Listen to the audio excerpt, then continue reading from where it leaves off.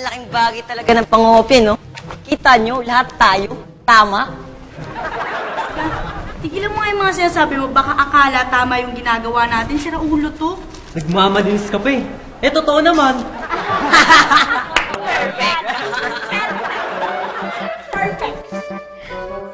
Pakausap yan. Ay, napapangiti-ngiti yan eh. Bob, you're so funny. Ay, kata. You're so funny. Walk out na yan! Walk out na yan! Walk out na yan! Walk out na yan! O, dalihan mo para tayo mauna maglagay ng Christmas decor dito. Oo. Ay, sabi ko na, Ito na nga. Look! Ayun. Yan! Sige, ang mahal-mahal niyan, ingatan mo. Yumi, sorry na. Nabigla lang naman ako kanina eh. Sige na please, sorry na.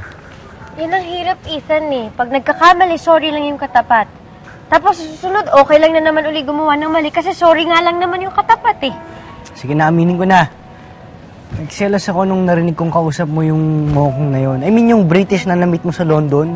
Ethan, hindi kita maintindihan. Telepono pa lang yan. Eh, paano kung bumisita yun dito? Eh, bakit mo siya bibigyan ng dahilan para bisitahin ka niya dito? Ako ang magbibigyan ng dahilan para bisitahin niya ako dito. Lalim yun ah. Hindi ko naintindihan. Hoy, Ethan! Oh, pag nag-break kayo ni Yumi, sa akin ka na lang. Magaling akong mag-alaga ng bata. Hoy!